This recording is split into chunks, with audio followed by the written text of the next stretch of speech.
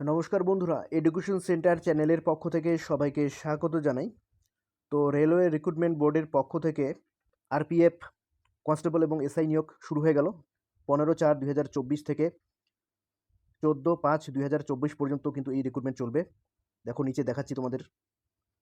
দেখো opening date লেখা আছে, এখানে ক্লোজিং ডেট লেখা আছে। তাহলে ওপেনিং ডেট 15/4/2024, ক্লোজিং ডেট 14/5/2024। এবার কি বলেছে দেখো এখানে নিচে, dates for modification windows for correction in application form with payment of modification fees. যদি কারো ফর্ম ফিল আপ করতে ভুল হয়ে যায় তোমরা সেটা মডিফাই করতে পারবে। সেটা আছে 15/5/2024 থেকে 24/5/2024 পর্যন্ত সময় থাকবে। কিন্তু ক্রিয়েটার অ্যাকাউন্টে যেটা ইমেল এবং ফোন নাম্বার এছাড়াও নাম দেওয়া থাকে সেগুলো কিন্তু তোমরা ঠিক করতে পারবে না। ক্রিয়েট অ্যান অ্যাকাউন্ট যেটা প্রথমেই ফর্ম ফিল আপের প্রথমেই দেওয়া থাকে সেটা কিন্তু তোমরা ঠিক করতে পারবে না, বাকি সব তোমরা ঠিক করতে পারবে, এটাই বলা আছে। এবার দেখো এই চাকরিটার পে লেভেল কেমন। পে লেভেল হচ্ছে 7th সিপিসি লেভেল 3। আর ইনিশিয়াল পে দেখো 21,700 টাকা, মেডিকেল স্ট্যান্ডার্ড B1। আর এস 18 থেকে 28 বছর, তো 18 থেকে 25 বছর পর্যন্ত থাকে এটা। কোভিড-19-এর জন্য কিন্তু 3 বছর রিল্যাক্সেশন করে দিয়েছে। আর টোটাল ভ্যাকান্সি দেখো 4208। তো এটা কিন্তু মেল ফিমেল মিলে সবারই ভ্যাকান্সি। এবং টোটাল যে অল ইন্ডিয়া বেসিস যে আরপিএফ কনস্টেবল নেবে তার ভ্যাকান্সি এটা, শুধুমাত্র একটি জনের নয় বা দুটি জনের নয়, সমস্ত জোন মিলিয়ে কিন্তু এটাই হচ্ছে। তোমাদের শুধু ইম্পর্টেন্ট জিনিসগুলো আমি দেখিয়ে দিচ্ছি, বলে দিচ্ছি।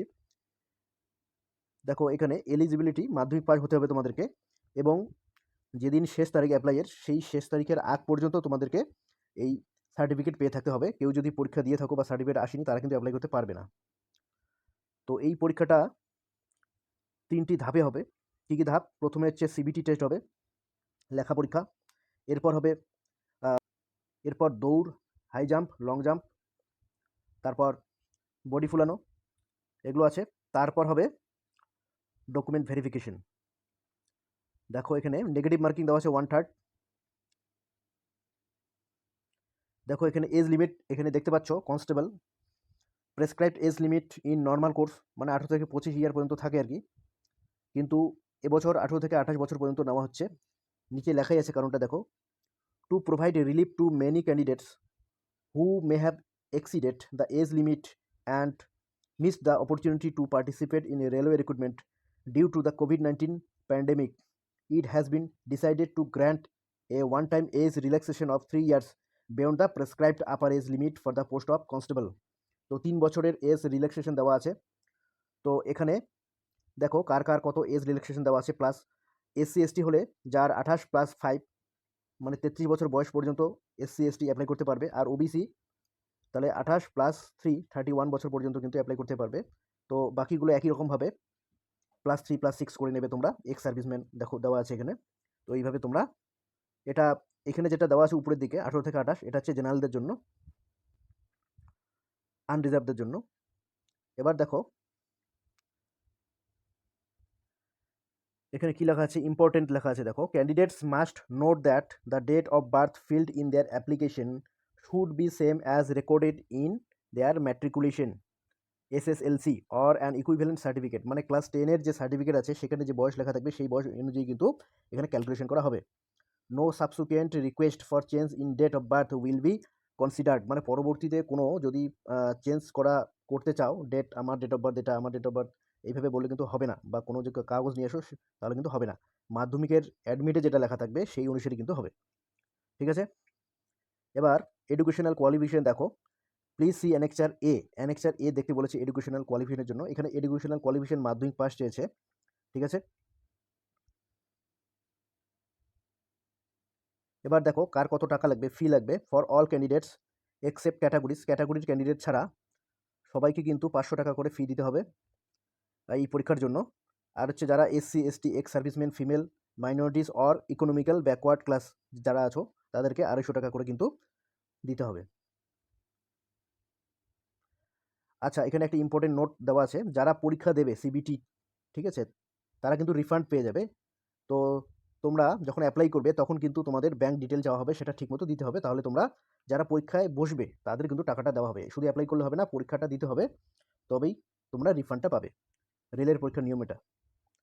এবার হচ্ছে দেখো মোডস অফ ফি পেমেন্ট, শুধুমাত্র অনলাইনেই কিন্তু টাকাটা দেওয়া যাবে, অফলাইনে দেওয়া যাবে না। Debit card, credit card, UPI দিয়ে তোমরা নেট ব্যাঙ্কিংয়ের মাধ্যমে কিন্তু তোমরা টাকাটা দিতে পারো। দেখো এখানে মাইনরিটিসের মধ্যে কারা কারা পড়বে দেখে নাও। মুসলিমস, ক্রিশ্চিয়ানস, শিখ, বুদ্ধিস্ট, জৈনস, ঠিক আছে, এরা কিন্তু মাইনরিটির মধ্যে পড়বে। এবার তোমাদের দেখাচ্ছি ব্যাংকের ডিটেলটা, name of bank, name of account holder, account number and IFSC code, সেগুলো কিন্তু ভালো করে দিতে হবে, ঠিক আছে। যখন অ্যাপ্লাই করবে তখন সেগুলো চলে আসবে, সেগুলো ঠিকমতো চালু অ্যাকাউন্ট নাম্বার কিন্তু তোমাদেরকে দিতে হবে। দেখো এখানে কম্পিউটার বেসড টেস্ট, সিবিটি। তো এখানে কী হচ্ছে, the standard of examination will be 10 level, মানে মাধ্যমিকের লেভেলে কিন্তু তোমাদের কোশ্চেনটা হবে, ঠিক আছে। প্যাটার্ন অ্যান্ড সিলেবাস, সিবিটি প্যাটার্নটা কী হবে, সিলেবাস দেখো, সিলেবাস এবং প্যাটার্নটা। টোটাল ডিউরেশন 90 মিনিট, ঠিক আছে, 1.5 ঘন্টার পরীক্ষা। টোটাল কোশ্চেন থাকবে 120টি। Candidates shall be awarded 1 marks, মানে একটা কোশ্চেনের জন্য একটা 1 মার্ক দেওয়া হবে। এবং যেটা নাম্বার করবে না সেটা তো নাম্বার পাবে না, আর যদি ভুল করে থাকো তাহলে 1/3 নাম্বার কিন্তু কাটা যাবে। আর মিনিমাম পাস পার্সেন্টেজ আছে দেখো, যারা আনরিজার্ভ, ইডাব্লিউএস, ওবিসি, এনসিএল, তাদেরকে 35% কিন্তু পাস করার জন্য পেতে হবে। পাস করার মানে কম্পিটিশনে টিকতে পারো, নাও টিকতে পারো, কিন্তু এই মিনিমাম নাম্বারটা কিন্তু তোমাদের পেতে হবে। আর এসসি এসটি হলে 30% নাম্বার কিন্তু মিনিমাম পেতেই হবে। এখানে কি বলেছে দেখো, বি নাম্বারে, the marks scored in CBT shall be counted for short listing of candidates for further stages of this recruitment process. মানে এই যে পরীক্ষাটা হবে, লিখিত পরীক্ষাটা, সেটা কিন্তু কম্পিউটার বেসড টেস্ট, এটা কিন্তু ভালো করে দিতে হবে। এটার উপর ডিপেন্ড করে কিন্তু তোমরা সবগুলো পাস করে গেলে শর্ট লিস্টিং হবে, মানে চাকরি হবে তোমাদের, ঠিক আছে। আর যেগুলো দৌড় আছে, হাই জাম্প, লং জাম্প, এগুলো শুধু কোয়ালিফাই করলেই হয়ে যাবে, সেখানে কিন্তু কোনো নাম্বারের ব্যাপার নেই। দেখো এখানে সিলেবাসটা আমি বলে দিচ্ছি। syllabus for CBT, questions will be of objective type with multiple choice answer and are likely to cover topic pertaining to the following syllabus. তো এমসিকিউ থাকবে 4টি করে, অপশন থাকবে, এরিথমেটিক থাকবে দেখো 35 মার্কস। তো তোমাদের বলেছি যে অঙ্ক সব পরীক্ষাতেই কিন্তু থাকে। তো তোমরা যারা আমাদের এই চ্যানেলটিতে নতুন আছো, অবশ্যই চ্যানেলটি সাবস্ক্রাইব করে রাখো এবং লাইক ও শেয়ার করে আমাদের সঙ্গে থাকো, কারণ এই চ্যানেলের মাধ্যমে কিন্তু অঙ্ক এবং রিজনিংটা কিন্তু করানো হয়। আর কোশ্চেন্স দেখো, questions on number system, whole numbers, decimal and fractions and a relationship between numbers, fundamental arithmetic operations, percentage, ratio and proportion, averages, interest, profit and loss, discount, use of tables and graphs, mensuration, time and distance etcetera কিন্তু অঙ্ক আসবে। General intelligence and রিজনিংয়ের মধ্যে 35 marks কিন্তু থাকবে। তো এখানে কী কী থাকবে দেখো, কোশ্চেন্স অফ অ্যানালজিস, ঠিক আছে, যেগুলো করাচ্ছি আমি বর্তমানে, যেগুলো আমি করাচ্ছি এখন, ঠিক আছে, similarities and differences, spatial visualisation, তারপর হচ্ছে spatial orientation, problem solving analysis, judgement, decision making, visual memory, discriminating observation, relationship concept. তো এগুলো বিভিন্ন রকম কিন্তু থাকবে, নিচে আছে বিভিন্ন রকম, তোমরা একটু পড়ে নেবে, ঠিক আছে, কোডিং ডিকোডিং সবই কিন্তু পড়ে নেবে। আর হচ্ছে জেনারেল অ্যাওয়ারনেসের মধ্যে থাকবে 50 নাম্বার। সেগুলো কি থাকবে দেখো, questions will be aimed at testing the candidate's general awareness of environmental around him her and its applications to society, to test knowledge of current event and such matter of everyday observation and experiences as may be expected of any educated person. The test will also include questions relating to Indian history, art and culture, geography, economics, general polity, Indian constitution, sports, general science, etc. যেগুলো থাকে আর কি, history, geography, economics, হ্যাঁ, সেগুলো সবই থাকবে, সঙ্গে current affairs কিন্তু তোমাদের পড়তে হবে। এবার দেখো ফিজিক্যাল এফিসিয়েন্সি টেস্ট, পিইটি, আর হচ্ছে ফিজিক্যাল মেজারমেন্ট, মেজারমেন্ট মানে মাপজোক। তো দেখো এটা কেমন থাকবে, কনস্টেবলের জন্য, ঠিক আছে, তোমাকে যারা মেল আছো কনস্টেবলের জন্য 1600 মিটার রান করতে হবে 5 মিনিট 45 সেকেন্ডে, আর লং জাম্প করতে হবে 14 ফিট, আর হাই জাম্প করতে হবে 4 ফিট। আর মেয়েদের ক্ষেত্রে, কনস্টেবল মেয়েদের ক্ষেত্রে 800 মিটার রান করতে হবে 3 মিনিট 40 সেকেন্ডের মধ্যে, 9 ফুট লং জাম্প হবে আর 3 ফুট হাই জাম্প। তো এখানে দেখো কীরকম হাইট লাগবে দেখো। তো ইউআর, ইডাব্লিউএস, ওবিসিদের জন্য মেল যারা আছো 165 লাগবে, আর ফিমেল যারা আছো 157 সেমি লাগবে, ঠিক আছে। আর চেস্ট লাগবে দেখো, এটা হচ্ছে অনলি মেল, ফিমেলদের চেস্ট মাপা হয় না, শুধুমাত্র মেলদের। তোমরা বুক না ফুলিয়ে 80 সেন্টিমিটার, ঠিক আছে, আর 5 সেমি কিন্তু এক্সপ্যান্ড করতে হবে, মানে 85 সেমি করতে হবে। এটা হচ্ছে মিনিমাম, ম্যাক্সিমামটা বেশি করলে কোনো অসুবিধা নেই, কারো যদি 85 থেকে 90 হয় তাও চলবে, ঠিক আছে, মানে 80টা মিনিমাম। এবার এসসি এসটিদের জন্য হাইট থাকবে মেলদের 160 সেমি, আর ফিমেলদের 152 সেমি, আর চেস্ট আছে 76.2, আর হচ্ছে এক্সপ্যান্ড যারা মানে করার পর যেটা হচ্ছে 81.2, ঠিক আছে। তো 5+ করে করলেই হবে। ফর গারওয়ালিস, গোর্খাস, হ্যাঁ, মারাঠাস, ডোগরাস, তো এরা যারা আছে তাদের জন্য 163, আর মেল আর ফিমেল 155, আর হচ্ছে চেস্ট 80, আর হচ্ছে এক্সপ্যান্ডেড 85। এটা হচ্ছে মিনিমাম, এর বেশি থাকলেও হবে। এবার কি বলা আছে দেখো, 1600 যে 800 মিটার ইভেন্ট, ঠিক আছে, এই দুটো ইভেন্ট অনলি ওয়ান চান্স, মানে এক চান্সেই কিন্তু তোমাদেরকে পাস করতে হবে, মানে দৌড়টা আর কি তোমাদেরকে এক চান্সেই পাস করতে হবে। ফর দ্য রিমেইনিং ইভেন্ট যেগুলো আছে লং জাম্প, হাই জাম্প, ঠিক আছে, the candidates will be given up to 2 chance each, মানে প্রত্যেকটা যদি প্রথমবার ফেল করে যাও আর একটা করে তোমরা চান্স পাবে হাই জাম্প এবং লং জাম্পের জন্য, ঠিক আছে। এটা একটা ইম্পর্টেন্ট জিনিস। এবার এটা তো আগেই বলেছি, এই যে দৌড়, লং জাম্প, হাই জাম্প, এগুলো শুধু কোনো নাম্বার থাকবে না, শুধু কোয়ালিফাই করলেই কিন্তু হয়ে যাবে।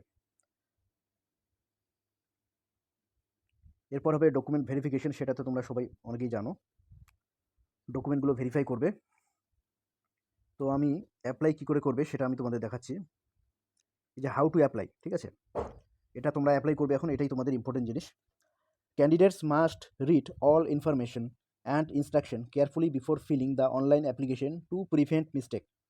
তো তোমাদের ভুল যাতে না হয়, তোমাদের কিন্তু ইনফরমেশন এবং ইনস্ট্রাকশনগুলো ভালো করে পড়তে হবে, ঠিক আছে, অনলাইন অ্যাপ্লিকেশন করার আগে, সেটাই বলেছে। Candidates must first create an account, তোমাদেরকে ক্রিয়েট অ্যান অ্যাকাউন্টে কিন্তু যেতে হবে for this CEN through the link given in the official RRB website at প্যারা 14F বিলো। তো প্রত্যেকটা জোনের জন্য কিন্তু আলাদা আলাদা ওয়েবসাইট আছে, সেই ওয়েবসাইটে গিয়ে তোমরা কোন জোনে চাকরি করবে সেই জোনে কিন্তু তোমরা অ্যাপ্লাই করবে, ঠিক আছে। No change in details field in create an account, এটা আগে বলেছি, ক্রিয়েট অ্যান অ্যাকাউন্টে কোনো কিন্তু তোমরা কারেকশন করতে পারবে না, আর একবার যদি ভুলে যায় আর কারেকশন করতে পারবে না, খুব সাবধানে অ্যাপ্লাই করতে হবে। Each candidates is allowed to submit only one application, তো প্রত্যেক ক্যান্ডিডেট যেন শুধুমাত্র একটা করে অ্যাপ্লিকেশন করে, একাধিক অ্যাপ্লিকেশন করলে কিন্তু দুটোই বাতিল হয়ে যাবে, ঠিক আছে, বা দুটো করে তিনটে করে সবগুলো কিন্তু বাতিল হয়ে যাবে। তো সেটাই বলেছে। ডি নাম্বার কি বলেছে দেখো, online mandatory scan document to be kept ready before filling the application. তো অ্যাপ্লিকেশন যখন করবে তখন কিছু কিছু ডকুমেন্ট তোমাকে রাখতে হবে, যেমন recent clear passport size photograph, passport size photograph তোমাকে রাখতে হবে, ব্যাকগ্রাউন্ডটা যেন সাদা হয় আর ছবিটা যেন কালার হয়, ঠিক আছে, মানে মুখটা যেন বেশিরভাগ ফটোটা জুড়ে থাকে পাসপোর্ট সাইজ ফটো, আর ব্যাকগ্রাউন্ড যেন অনেকে নীল ব্যাকগ্রাউন্ড দেয়, লাল ব্যাকগ্রাউন্ড দেয়, সেটা যেন না হয়, সাদাটা যেন হয়, ঠিক আছে। এগেনস্ট এ প্লেন হোয়াইট ব্যাকগ্রাউন্ড, এখানে লেখাই আছে, of the candidates in JPEG image. তো সাইজটা কী থাকবে দেখো, ছবি 30 থেকে 70 কেবির মধ্যে, ঠিক আছে, without wearing dark glasses and or cap, ঠিক আছে। তো টুপি পরা এবং বা সানগ্লাস পরা চশমা কিন্তু, সানগ্লাস পরা মুখ কিন্তু চলবে না, ঠিক আছে, ছবিতে। কী বলেছে নোটে দেখো, এগুলো কিন্তু খুবই ইম্পর্টেন্ট, এগুলোর জন্য অনেকের কিন্তু অ্যাপ্লিকেশন বাদ চলে যায়, রিজেকশন হয়ে যায়। Candidates must have at least 12 copies of the same photograph for future use during the recruitment process. তো এই রিক্রুটমেন্ট প্রসেসের জন্য যারা পাস করবে, চাকরি পাবে, তাদের জন্য কিন্তু 12টা করে ছবি লাগতে পারে, সেজন্য 12টা ছবি তোমাদের একই ধরনের ছবি রাখতে বলেছে এখানে, ঠিক আছে, ভবিষ্যতের জন্য, মানে এই চাকরির জন্য। এবার হচ্ছে 2 নম্বর দেখো, scan JPEG image of candidate signature in a running hand writing. এটা কিন্তু অনেকে ভুল করে, ক্যাপিটাল লেটারে সাইন সিগনেচার করে দিয়ে আসে, তোমাদেরকে কিন্তু রানিং হ্যান্ড রাইটিংয়ে কিন্তু এটা করতে হবে, মানে প্রথমটা ক্যাপিটাল লেটার, তারপরগুলো ছোটো, রানিং হ্যান্ড রাইটিং, ঠিক আছে, সিগনেচার যেভাবে করে 30 থেকে 70 কেবির মধ্যে। আর কি আছে 3 নম্বর দেখো, SC/ST certificate only for candidates, হ্যাঁ, রিকোয়েস্টিং ফিস, হ্যাঁ, পাস ফর ট্রেন ট্রাভেল। যারা SC/ST আছো, তারা যেখানে পরীক্ষা দিতে যাবে, তারা যদি ট্রেনে যাও, তার ফি কিন্তু তোমরা পাবে। এটা কীভাবে হয় দেখো, তোমরা SC/ST সার্টিফিকেটটা সেখানে কিন্তু আপলোড করতে হবে তোমাদেরকে PDF ফাইল করে, ঠিক আছে, 500 কেবির মধ্যে। তোমরা কীভাবে টিকিট তৈরি করবে আমি বলে দিচ্ছি। তোমরা SC সার্টিফিকেট নিয়ে স্টেশন থেকে কিন্তু তোমাদের টিকিট বানাতে পারো এই পরীক্ষার জন্য, ঠিক আছে। তোমার একই স্লিপার ক্লাস টিকিট দিয়ে দেবে, কিন্তু কোনো পয়সা লাগবে না, ঠিক আছে, স্লিপার। এবার আসবো আমরা, দেখো এখানে লিস্ট অফ RRB ওয়েবসাইটস, কোন ওয়েবসাইটে কোন RRB জোনে তোমরা অ্যাপ্লাই করতে চাও, সেখানে কিন্তু তোমরা অ্যাপ্লাই করতে পারো। যেমন বাঙালিদের জন্য কলকাতা জোন আছে, দেখো কলকাতা আছে, গুয়াহাটি আছে, ঠিক আছে, যেখানে তোমরা অ্যাপ্লাই করতে চাও সেখানে তোমরা অ্যাপ্লাই করতে পারবে। সেই ওয়েবসাইটে গিয়ে এই ওয়েবসাইটে ঢুকবে, ঢুকে দেখবে আরপিএফ কনস্টেবল, আরপিএফ এসআই এগুলো কিন্তু দুটো এখন ছেড়েছে, ঠিক আছে? এসআইও কিন্তু ছেড়েছে, তার সংখ্যাটা কম। এবার দেখো important, candidates must keep their personal mobile number and personal email ID active through out the recruitment process. এই রিক্রুটমেন্ট প্রসেস চলাকালীন তোমাদের ইমেল আইডি এবং মোবাইল নাম্বার কিন্তু অ্যাক্টিভ রাখতে হবে, কারণ মেসেজ আসবে, ঠিক আছে? As all the communication with them will only through SMS or email, email এবং SMS এর মাধ্যমে কিন্তু কমিউনিকেশন হবে, সেজন্য এই দুটো অ্যাক্টিভ রাখতে বলেছে। RRBs will not entertain any request for change of mobile number or email address at any stage. Mobile number এবং ইমেল অ্যাড্রেস কিন্তু পরে চেঞ্জ করা যাবে না, সেটাই বলা আছে। তো তোমরা একটু পড়ে নেবে, ভিডিওটা বড় হয়ে যাচ্ছে। তো তোমরা যেই আরআরবিতে অ্যাপ্লাই করবে, জোনে অ্যাপ্লাই করবে, সেই জোনে ক্লিক করলেই কিন্তু তোমরা এই নোটিশটি পেয়ে যাবে, ঠিক আছে?